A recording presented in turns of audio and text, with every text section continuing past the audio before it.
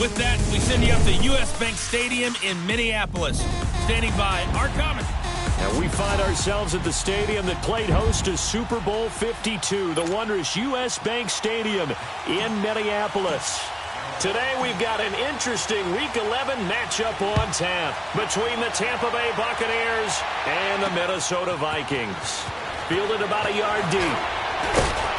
And he'll get it up past the 20 to the 22-yard line.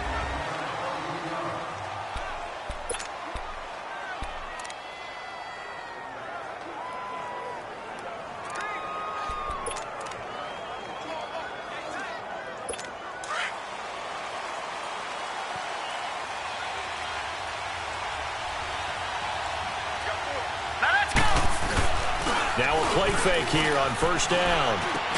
There's the Penn State man. It's Chris Godwin. And he'll get this one way up just shy of the 45-yard line. A good pickup there, a 22. I don't care who you put on him. He's going to be a handful in one-on-one throws. Yeah, right now, you're right. They're in man-to-man. Maybe needs some safety help. I would say that'd be a good idea. Double team him somehow. I'm going to have to make someone else beat me rather than let him shred my defense.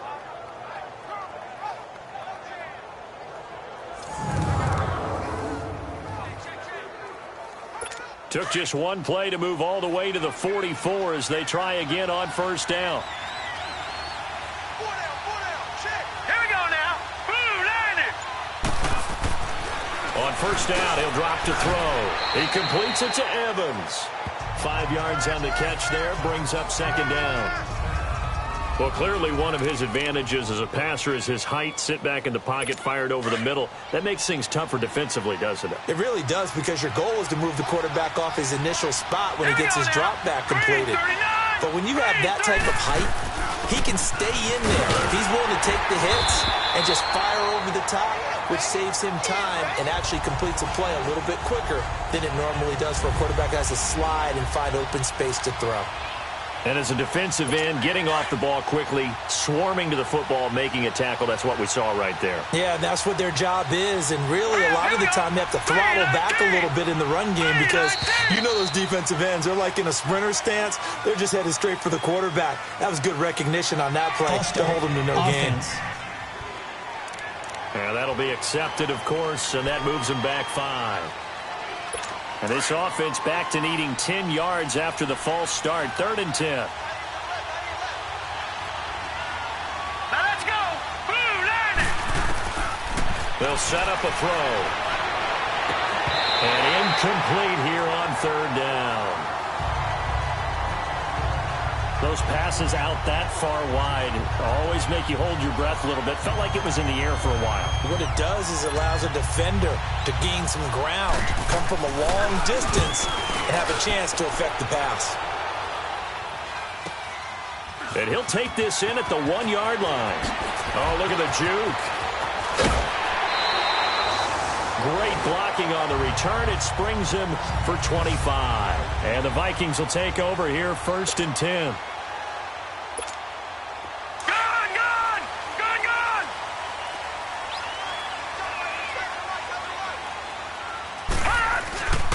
Now the first carry for Dalvin Cook.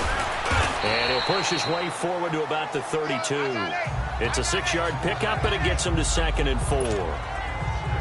Despite the blitz, they're still able to pick up a nice, solid gain. The disadvantage of blitzing often alters the normal spacing and run fits and leaves creases like they were able to exploit right there. Darnold. Nowhere to go here. He lost the football. And the Buccaneers have it. Well, partner, they went empty set there. No backs in the backfield. All receivers out in the pattern. And in this situation, you know what the quarterback has to do? Act as his own blitz control. Yeah, he's got nobody else there to protect. No one else there to protect, which means he's got to get rid of the football and absorb the hit, but not go down and fumble the ball. So that'll back him up 5. A false start backs him up 5. 1st and 15.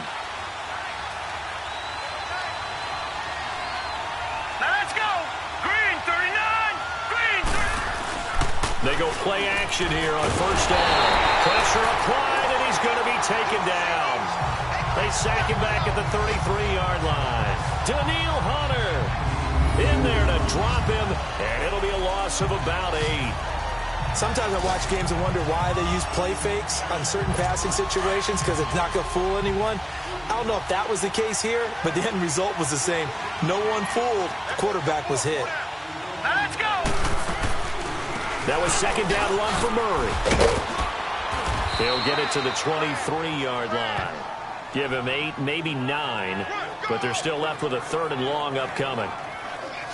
And there we saw one of the downsides of blitzing during a rundown because sometimes you get out of your gaps. You don't fit the run quite as well because you're headed towards the ball carrier with abandon. The chance of wasting this great starting field position, a real threat. This is 3rd and long. Here we go!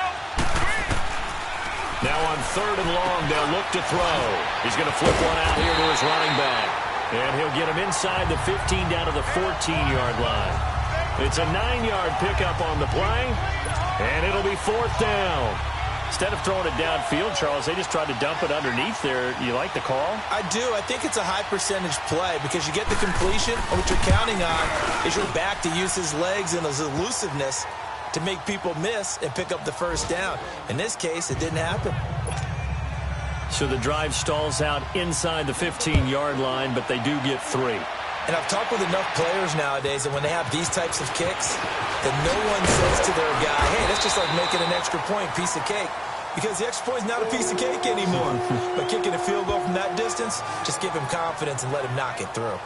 And now out comes Minnesota. And last time they coughed it up, led to a field goal. They're fortunate that it only led to a field goal, but still, they're not happy about it.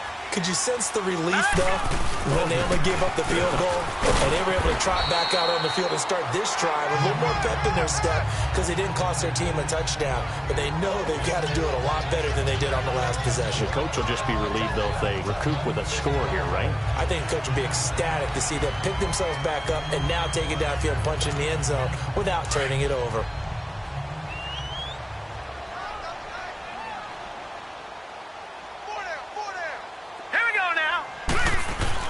Here's Darnold now on 2nd down. And his throw is incomplete.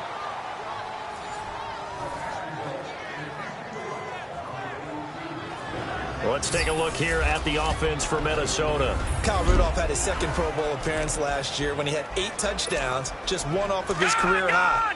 One of the most likable, upbeat players in the league, continues to improve as a blocker, is one of the best pass-catching tight ends in the league. One of the guys that the Vikings like to build around for the future. He's got the connection over the middle to Diggs. And he will have a 1st down here at about the 40. Call it a gain of 7, and it gets him a new set of downs. Did you see that route the way that I did? I thought he was trying to get deep. Yeah, that first. wasn't the first option. No, it came off of that guy, the deep guy, and came underneath on the drag, completed it very well. And not much room to operate as he'll get this up only to about the 41. It's a gain of a yard, and it'll take us to the end of the 1st quarter.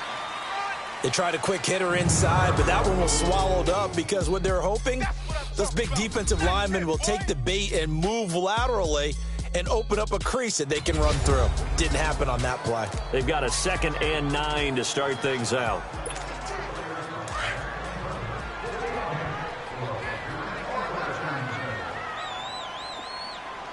Here we go now. 3-19.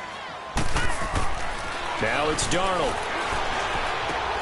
And Rudolph has it left side. And able to break 1 tackle, but then quickly brought down. That catch good for 5. It's 3rd down.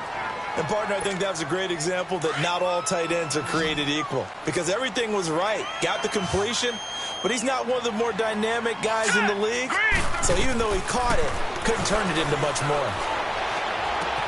And he's able to find Diggs. And he's got the 1st down before being taken down at the 46. And they just keep marching right along. 1st down on a pickup of 8 there. But give the defensive guys a little bit of credit. They didn't let the deep ball beat them on that play, did they? No, the drag, that guy can be your safety valve. We saw it right there. Yeah, and they picked up a 1st down for him, too. And he'll get only a couple down to the 44. They tried a quick hitter inside, but that one was swallowed up because what they're hoping, those big defensive linemen will take the bait and move laterally and open up a crease that they can run through. Didn't happen on that play.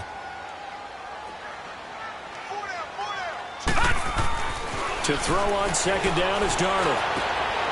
Looking for his tight end Rudolph, and it's intercepted. Picked off at the 30. He's got daylight. He's at the 30. 10. And he will score. Touchdown, Tampa Bay. Did I just see what I thought I saw? Did I just see what I thought? That had to be. Come on, say it for me. Say it for me. Who picked off that pass? The free safety. Oh, you got to have those great skills back there. Eyes, anticipation, great hands. And, of course, how about the fluid moves afterwards to take it all the way to the house? Sounds like you're watching your old game film up here in your head. Yeah, that's the dream I had of being that player. I just never was. Fielded about a yard deep.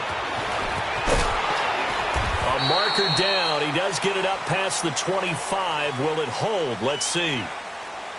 Personal foul, face mask, defense.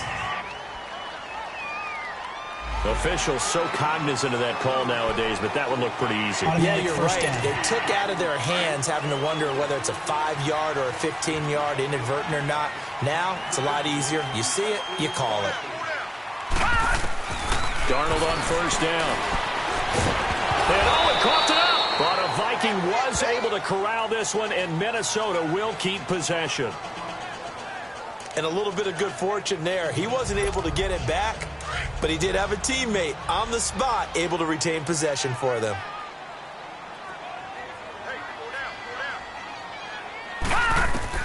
On second down, Darnold forced out to his left. And that'll be incomplete. Stephon Diggs, his intended receiver. And now it's third down. Defensively, Charles, they continue to really limit this offense as far as yardage goes. Yeah, you're exactly right. They've been assignment sound, staying in their lanes, keeping proper leverage, and communicating well, too. Throwing here on third down, Darnold. Left side caught by Diggs. And they'll get him down as he's inside the 40. Third catch of this first half for him, and this one is a first down. So here's a 1st and 10 at the 38. First down, here's the run with Cook. And he'll take this one down to the 36. 2 yards on the carry there, and it'll be second down. Well, we saw him there trying to get it to the outside, trying to get to the perimeter, but not a whole lot of room there. But there's got to be one positive to that. If you keep moving laterally, creases tend to develop as the game moves on, and they can run it back inside later. Here we go now. Darnold from the gun. And his throw's going to be incomplete. Seems like this defense, especially the secondary, has really been contesting about every throw in this first half. Remind me of a good half-court defensive basketball team. Every time a pass is thrown, they're right there in good defensive position, able to affect the play. Darnold now to throw. Wide open receiver complete. And inside the 20 before he's brought down. His first catch, and it's a pretty big one. They get the conversion on third down. And we'll remind you that coming up at halftime, we'll join Jonathan Coachman and the gang in Orlando. Coach will have stats and scores from the early games going on here around the NFL. Here's Darnold, dancing to his left. And he'll slide down to avoid the tackle. 11 more yards that go around, a first down as well. The last drive, remember, similar situation. He forced a ball into coverage through the pick. He learned better there. Yeah, similar to a golfer that's confronted with a shot that you just can't make. Sometimes you have to take your medicine, as they say, right? Just pull it down, take off, and go. Don't make something worse than what it was. And able to push his way forward here for a good little gain. 5 yards, a good run there, and now second and goal. When we talk about being on schedule, I think they're on schedule after that run, getting it right down there on the doorstep. Maybe even a little bit ahead because now... And oh, it'll be intercepted. Good positioning, and it's picked off. But a team's turned it over 3 times in the...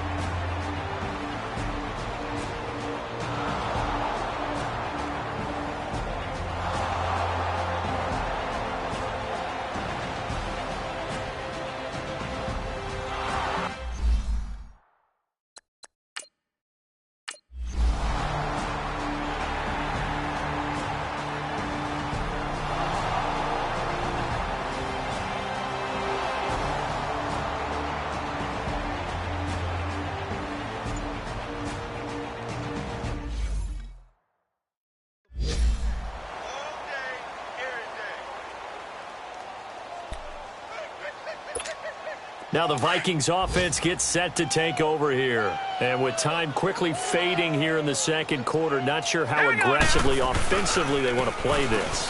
I think we'll find out just how much they trust their guys in this situation if they decide to take a shot. Now before this second down play, we'll get whistles and a timeout, as they'll stop it with 13 seconds to play in half number 1. 2nd and 6, just inside the 30.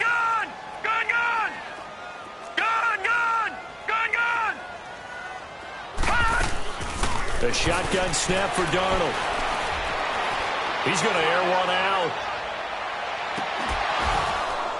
And that will be incomplete. 4 ticks left here on the clock.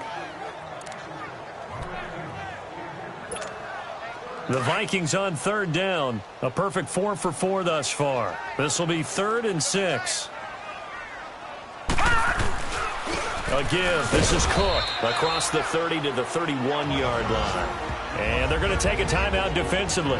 So with 4th down coming up, they go ahead and burn it and say we'll see what happens. And likely time for one final play here in the half, so they will go for it on 4th down.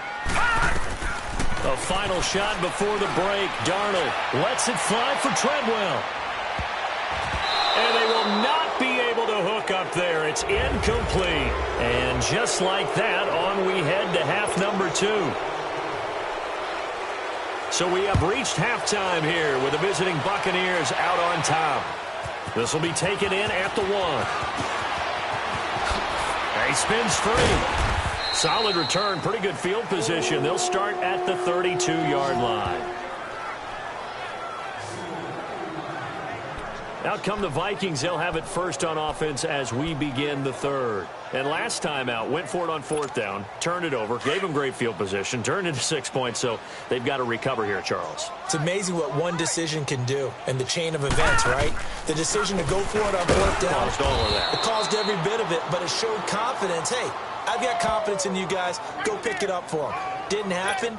Also showed confidence in the defense. They didn't pick up their end of the bargain, so now they've got to come back out and start over and rebuild that confidence. Back to throw, Darnold. Going deep for Diggs. And he's going to be intercepted a 3rd time. Vernon Hargreaves with a pick. And that one almost intercepted. Far too loose with the football here. Nearly a 4th pick. And it's 3rd down. First possession of the 3rd quarter, an interception, so maybe a second-half tone setter. Indeed, and not the tone they wanted to set. That's the equivalent of running out the wrong door and running into your pool instead of running out onto the field. A real dud for that one. Has that happened to you before? No, but I've heard stories about teams actually doing that back in the good old days.